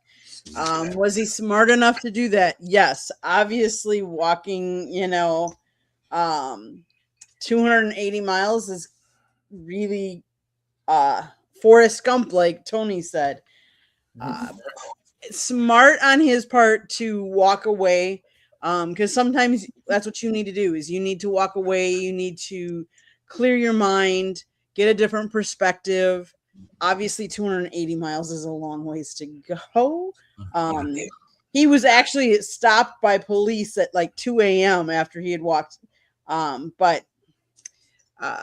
Yeah, I don't know what the argument was about or entailed, but that's quite a distance to clear your mind or get your mind straight.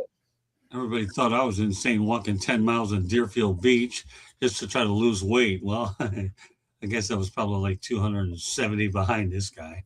All right, go ahead, Cliff. That's bonkers to me. I've been married 30 years. And yeah, I've never had to go to that extreme to get away that far. My wife and I get along pretty well, so I wouldn't have to be anything that extreme. But yeah, I'm all about getting steps. I walk regularly, 4.5 miles, get to at least to start off a day if I can. But oh my gosh, 279 miles, just keep going and going and going. And just like what you guys were saying, that's immediately my thought of Forrest Gump went immediately to that mindset too. Wow, it's I don't know the dynamics of that relationship or what's going on in there, and maybe it was probably a good idea to go that far. You don't know. You don't know what's going on there.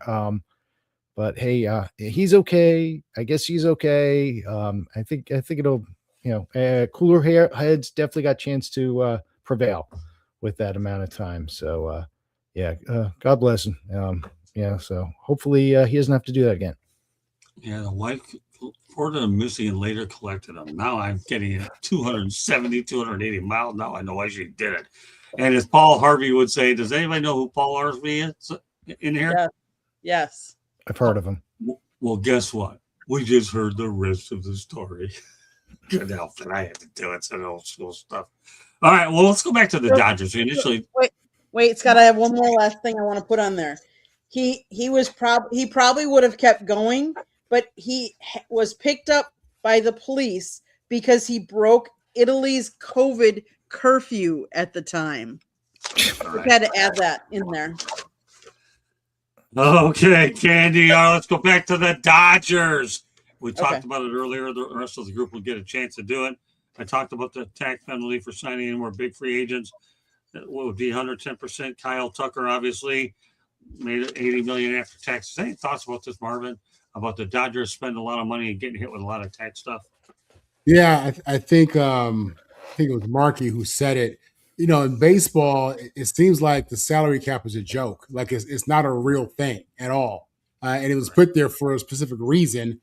But if you have more money, then I guess the luxury tax is the loophole there. And to me, it just makes like why even have a cap if the cap's not really a real number that you have to respect. So it's strange. I think it's just, the rich get richer, and that's it. It is. I mean, but they know what it is. It's kind of like steroids in baseball. They knew what it was, but it was good for the game. The luxury tax, they know what it is, but it's good for the big markets, for LA, New York, and that's good for the game, right? So, yeah. Listen, Paul, one of these days you're going to graduate. I'm going to put you on one of these baseball shows. In fact, you know what I'm going to do, Marvin? One of these days I'm going to put you on a Saturday baseball show with some of my young pups. I guarantee you, what we need to do, Marvin, here is what I'm going to tell you right now. Did you consider me your mentor? What do you call me? What do I call you? Or consider me? Yeah, Scott, you're somebody who's given me an opportunity, and I'm thankful for that. So whatever titles fits that's what you are. At times I've thought you were a mentor. At times I've thought you were a coach. We'll leave it at that. And now he doesn't know what to consider me. I'm saying, I'm not sure what you're looking for. It's okay. It's a fair answer. So you know what I'm looking for you. Okay. Since the football, here's what I'm gonna do, Marvin. We'll talk in private. Maybe one of these days I'm gonna put you on a Saturday baseball show with some of my kids. Dude, I'm gonna tell you something. We got to break you into that sport just a little bit. Okay, just a little. You don't have to come out every week, but we'll figure it out. I got a good B team here, and these kids are bright kids, man. I'm telling you, these guys are good. Right, Candy? And Tony ought to know. He's on that damn show, right, Tony? What do you think of our team on Saturday? It's fun. It's fun. I like it. All right, there you go. And he knows what to look for. Okay. All right, Tony, what are your thoughts about the Dodgers situation? I have no problem with it, honestly. Like, all these teams got money. We talking about billionaires, owners trying to convince us that they don't have money to spend. Right. Spend the money, and I think that I would hope that the Dodgers would put more pressure on teams to spend the money, but no. You got teams like Minnesota saying we can't go above what our threshold is, and they've got money saved up for a lockout. So I like it. I like the idea of teams trying to put the best product out possible. I feel like that's the job. That's the one job that every team has, and that's to try and compete to win and do everything in their power to win. I'm a Lakers fan. Marvin, you're a Lakers fan. Look, the Lakers won a lot of championships, and that was their only business. Okay, so like I like a team in a professional sport that they weren't billionaires outside of basketball, but they put everything into basketball to make money and to please their fans. I feel like all the baseball teams that are hating on that situation should look at a Lakers model and actually care more about the fans and actually putting out a winning product because they got the money. They can spend it. Candy? I would semi argue with you, Tony. Yes, a lot of owners have a lot of money, but not everybody has to spend a lot to have a good product on the field. The Brewers don't spend as much money, and yes, they haven't won the World Series, but how often have they been in the playoffs the last how many years? So yes, maybe to win the World Series, sometimes you have to buy your way there. But I think some of it also is motivation. Some of it's luck.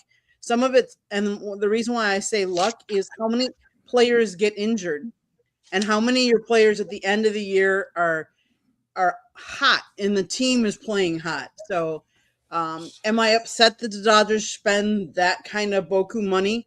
Well, what did it do for the Mets last year? They spent boku money, and look, they didn't make the playoffs. So it doesn't guarantee.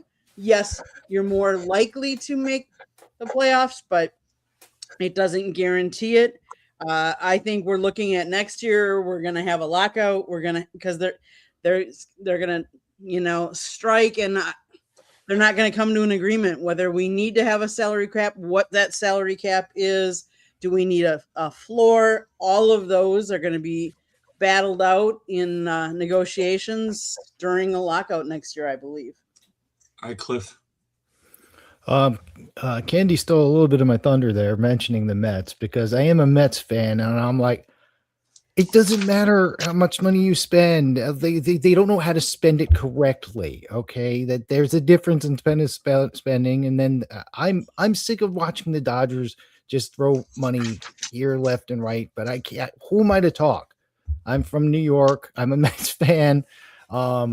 It's it's so I maybe some sort of cap, but and I feel bad for the teams, the small market teams, because they never seem to like really get over the hump. And Right. it's gotten silly with the Dodgers now. Their entire team seems to be an all-star team. And heck, they just took Edwin Diaz away. All right. So I'm sick of watching that, but it was the Yankees before that. And but they haven't won 09, right? 09 was the last time they won, right? Yeah. They've been spending money left and right, so it's what you do. And there's so many other things that go along with it. And you're right. The lockout's going to hit. They're going to do something. They might, I don't know if they'll ever go with a hard cap, but we'll see. All right. Well, you know what? I like bad ass Buckeye. Bonds at one time was the least liked baseball player in the world. Pass. All right. Well, that's a great segue to where we're going with this. Because now Netflix is pursuing Barry Bonds for its exclusive coverage on opening day between the Giants and the Yankees. Per The Athletic, Netflix is also trying to sign CC Sabathia for the broadcast.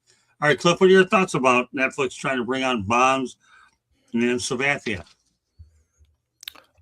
Bonds, people are going to want to hear him talk. I mean, he's not in the Hall of Fame, but we know what he did.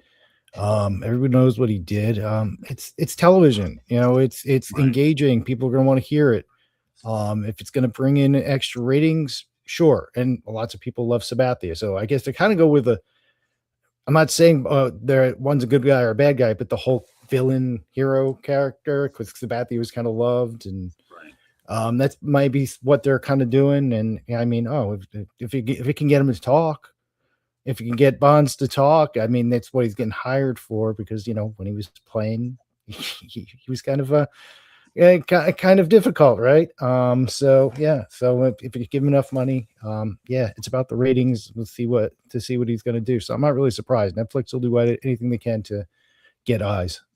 Well, one of the things that cost him the Hall of Fame, number one, was his treatment to the media was awful. He'll probably even tell you to this day that he should have treated the media better. Here's the thing I can tell you right now, okay, and that's this.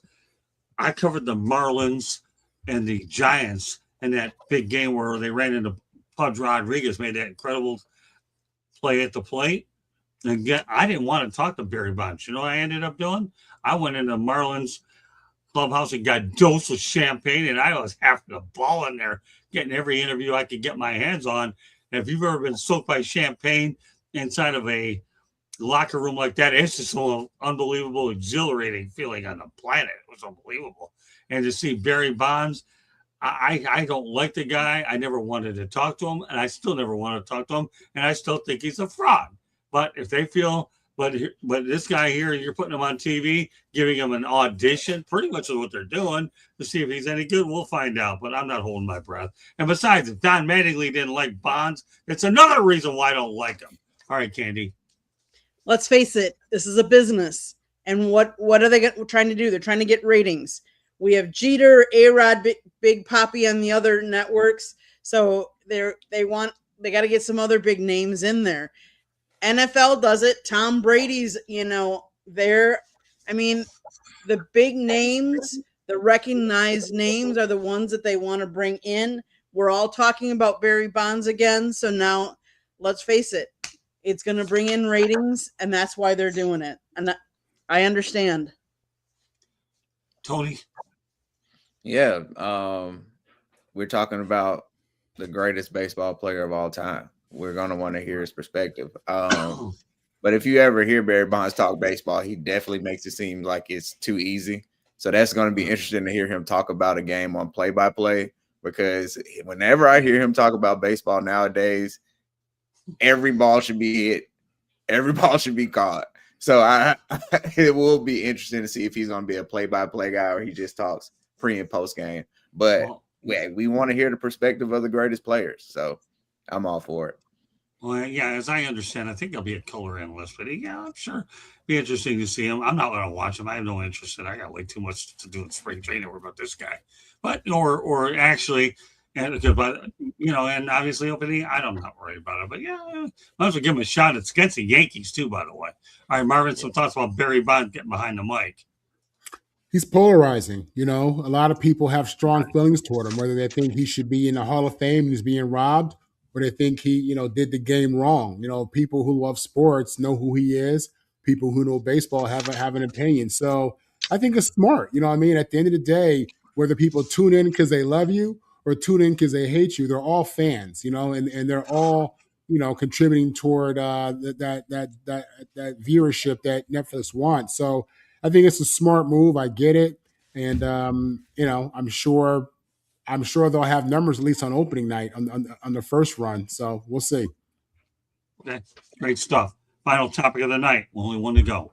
And we're going to talk about pro sports valuations by a sport to go here in South Florida. Okay, that's where the show is actually being produced.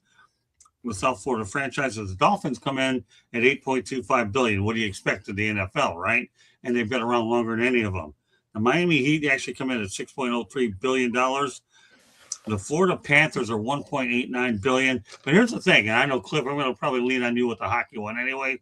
The only reason they're not even that high is because the last 3 years, they backed into the playoffs one year to get to the finals, and they won two, and now they're sellers at the deadline. Inter Miami actually is $1.4 billion, and the Marlins are $1.30 billion. All right, so, Cliff, I'm going to let you start off on this topic. How do you like where these valuations stand? Well, it kind of makes sense when you're, of course, the NFL top one, Right. always going to be. Right. NBA's after that. Yeah, the Marlins always seem to have a problem. Yeah, they've got a couple World Series, but for the most part, they have issues. They're never really all that great, and they have problems with the stadium and getting people in there, and hockey unfortunately is hockey, so it's going to get a lower value. I'm not surprised by the values. I guess that's kind of where they should be. You're exactly right. The Panthers won back-to-back, and this year I don't know what lots of injuries. I think just really hit them, and but yeah. So they were. I can't tell you how long I wanted them to get moved until very recently when they made the management changes. No, it all sounds about right when you think about sports. That's where sports usually ranks of what makes the most money. That all seems in that market. That seems the values seem pretty accurate. Yeah, well, Bill Zito saved the franchise. This guy's the shootest general manager on the planet. The Marlins are based in Little Havana. Have you ever been down to that area, Marvin? I don't know. Huh? You ever make it down that way, Little Havana? You know the general area I'm talking about or not? Because that stadium was built on the site of the Orange Bowl, just so you know. I don't know if you know that or not, or maybe you do. But here's the thing with the Marlins, okay? Number one, I'll give you some actually numbers here. The 34 seasons that they've actually been playing MLB in the big leagues, they've only had 4 winning seasons, period. They've never won a division title, and they won 2 wild cards, and they made them count. One of them they bought, and Wayne Huizinga bought it, and the other one they actually produced naturally on their own. So it doesn't surprise me that they're the team that's the lowest. And it's just amazing how Inter Miami passed them so quickly. And the Panthers would only, I imagine they'd be lower than Inter Miami if it were for these last 2 Stanley Cups. So the Panthers are a Johnny-come-lately is what they really are. Candy, you want to pick up on that? Well, sure. The Dolphins, obviously, NFL is the ruler of everybody. Inter Miami, they have Lionel Messi. They have, big names in their organization, and they built Freedom Park. They're going to be moving to Freedom Park this next year. That makes sense. There's a lot of what I would say down here is a lot of transplants. A lot of people that weren't born down here in Florida. And soccer is one of the biggest sports internationally. So when you have a lot of people that are from different countries here, soccer is king. I know a bunch of my employees, they love soccer. And so I'm not surprised that that is on the rise. Most valuable MLS franchise is Inter Miami. So doesn't surprise me. Heat have had success. So, and they play in a fairly good location, I would say. Whereas the Marlins, bad location, bad team, bad ownership, doesn't spend money on, doesn't make good moves. Um, they had Don Mattingly as a coach, and they didn't give him a good team, good players around him. Right.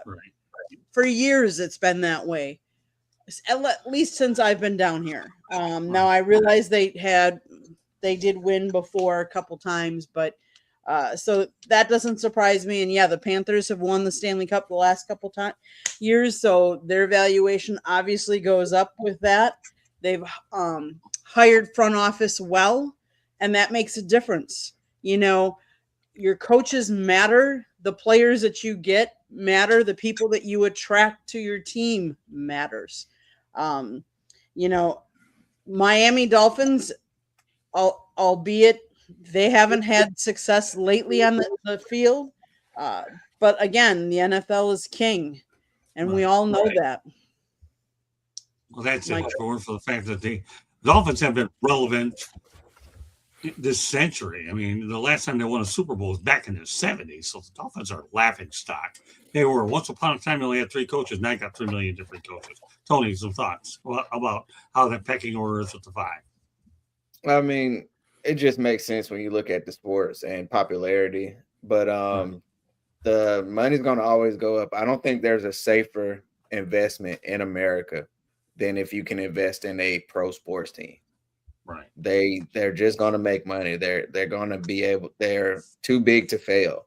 Like you think about these franchises made money during COVID. Nobody made money during COVID. When it comes to businesses, so it's only going to keep growing. And this is why you're starting to see sellers in certain sports, not NFL, but you see the big sell-offs that's happening in the NBA. The Celtics just got sold. The Lakers just got sold. The Trailblazers are coming up. I think the Bucks will be sold soon. The NFL is a little different, but even if you look at Seattle, they just they put the team up right before the playoffs. Lord, they just won the Super Bowl. This is a great time to sell. It's so much money that can be made right now. All right, Marvin, you have the last word on this one. Man, I think Tony just knocked it out the park. I think he really said it. I mean, again, these are businesses that seem like they're too big to fail when you consider how big sports really are to Americans, or just around the world, period. In every country, whether it's soccer or basketball or football, there's golf, there's a sport that dominates, regions all over the world. And people are loyal to it and slaves to it, like they are, family and religion. So, yeah, in regards to the pecking order, it makes sense that football is on top. I'm surprised that basketball, that the Heat are that close to the Dolphins. I think you said 6 billion or 5 billion. That kind of shocked me. But and with hockey, I mean, again, that shows the reality of how people look at hockey versus football and basketball. So. Yeah, not shocking the pecking order. The numbers are a little bit off, but other than that, I think Tony and Candy hit all the key points. So there you go. You say the numbers are off, right? Here, let's break it down just a little for another second or so. 8 million, 8.25 million for the Dolphins, okay, because of the NFL, and the Heat is 6.03. Yeah. But here's where the numbers are really off because of what you just said. The other 3 are under 2 billion. That's where the numbers are really off, Marvin. Listen, we don't even see a team over 2 billion. Got 1.89 billion for the Johnny Come Lately Florida Panthers. And I said Johnny Come Lately, okay? Because that number is going to diminish when they go bad again. It's not a matter if, it's a matter of when. Okay, and then you have Inter Miami, which is moving up the ladder a little, and it'll probably get a little bit bigger because they're in their own stadium finally. Although don't kid yourself, Chase Stadium out in Fort Lauderdale, which used to be Lockhart Stadium site, was a heck of an interim stadium with 18,000. Now they're going to a place with 25,000, and the Marlins are just going to stay at the bottom. Period. There's no way they're going to go anywhere. I mean, how do you expect? 10, 15,000 a game if you're lucky? I mean, give me a break. And here's the thing that we also have to keep in mind about baseball. What happens after that collective bargaining agreement? Whether you have a salary cap is one thing. What happens when the spending floor goes to 140 million versus the 70 million that they're going to have? What are the Marlins going to do with that poor attendance? Okay, they're going to be forced to field a competitive team. Are they going to be able to go out there and fight it? That's where the kicker is here. Okay, they're at 70 million, 80 million. They're always at the bottom in attendance and payroll, right? Right, Cliff, you're a numbers guy. What's going to happen when they're forced to spend more money? Yeah, I'm worried that they're going to fun because some leagues allow taking contracts that are dead contracts to get to a floor and store to get to the floor. So if that's something I think they're going to do. They're going to play shenanigans with stuff like that. That's and I hate when they do that. Hey, my team's done that in the past, and I really hated that when they did that. And you think, you're going to force them to pay so much, but they always find a way. We'll take this contract. This guy's actually retired, but he'll still be on our books. They'll do stuff like that, and they find ways around it. So that's the thing I'm always worried about when they're doing the floors, even though it's meant for good reason. They still find a way to get around it. It's funny how you say that, Clip, because you're a hockey guy, right? Remember when the Arizona Coyotes acquired Pavel Datsyuk from the Red Wings? Yeah. And obviously he never played it a second for him, but they just absorbed the contract. That's all they did, just to eat up a little bit to get closer to the floor. So when you mention that, that's the first thing in your mind. All right, great show, everybody. I want to thank all, and I've never gone with 8 before, but I knew a lot of people were going to be dropping in increments. Some of them will be on occasional. But I have to tell you right now, after watching this whole show throughout, the core here, obviously, are the ones that can manage the longest. Marvin, you've been on here for a while. You're a staple on this show. Obviously, you've adapted to the toughest of times when I hit you with Charlie Kirk, and then you survived, where many people didn't. Tony's find a way to slip some barbs at me that make me laugh. Well, that's really good. And now I got Cliff as the new guy on the block, and I've known Cliff a long time, and he's a good friend of mine. So the core of this show, I'm going to announce it on this national show. You got Marvin Powell. As long as he wants to be here, he'll be here. Right, Marvin? Okay. I'll never hold you back. And then we have Tony and we have Cliff, the other one, and Marky, and then where everybody else comes in for the hour. And what do we have? A damn good show with a lot of stuff to talk about. So with that said, Cliff, why don't you let everybody know how they get a hold of you? And don't forget that you're on here every Wednesday night from 9 o'clock to, sometimes it'll be shorter than that. They should be shorter than this most of the time. But tonight we had a lot to work on, and I'm glad we're able to keep it reasonable with a good audience. So Cliff, let everybody know how they get a hold of you, my friend. Looking forward to having you on every Wednesday night. I'm old, so I'm just still on. I'm on Facebook. That's 2 L's, Neill. No one knows how to spell my last name. But yeah, I don't have anything. I'm thinking about trying to do my own podcast, but I don't know. I'm going to try to do this. I want to do this and see how I do. But yeah, so I've stuff in my mind, but just Facebook right now. Well, you know what, Cliff? I can tell you right now, from speaking from experience, this act here, considering what I put you through, great first act. I'm looking forward to seeing you get better as time goes on. This is you did a whale of a job tonight, Cliff, without a doubt. All right, Tony, go ahead and let everybody know how they can reach you. And of course, this guy here is my baseball guy. Yeah, y'all can reach me on all social media, Talking Game 1, and then on YouTube, Tony Talking Game. You see weekly episodes of Talking Game, and Saturdays we do the wrestling, 2 Raw for SmackDown. So, and not only that, he's one of my key contributors on 108 Stitches Baseball Talk and Talking Baseball as well. This guy he's an MVP. I'll tell you one thing. I'm proud of Tony. I picked him up on Instagram. All right, Marvin, go out there and put it out there for me, please. Thank you. Yeah, you can catch me on the internet. Marvin Powell III. All my stuff pops up. Marvin on the mic is my social media handle. I'm doing a couple of shows a week with the South Florida Tribune, and I'm doing 2-3 shows a week with Locked On USC, with more to come. Yeah, Marvin, I'm going to tell you something, and I know the period of time. the two biggest shows that you have going for you right now. And you've done the Marvin and the Mike and the Saturday, because Saturday is going to be a little seasonal because obviously we're off season right now, obviously. But we'll add another one for the draft. But your biggest contribution to what we do, Marvin, is a sports exchange and inside the pigskin. And the one thing I give you credit for, buddy, is you show up 100% of the time, except when you have an anniversary and you got a pass for there, thanks to Bruce Arians, okay? And you're 26 years at the other half, kind of make sure you're doing okay there. And what you've done on the sports exchange is nothing short of outstanding. All right, Katie, take us the rest of the way.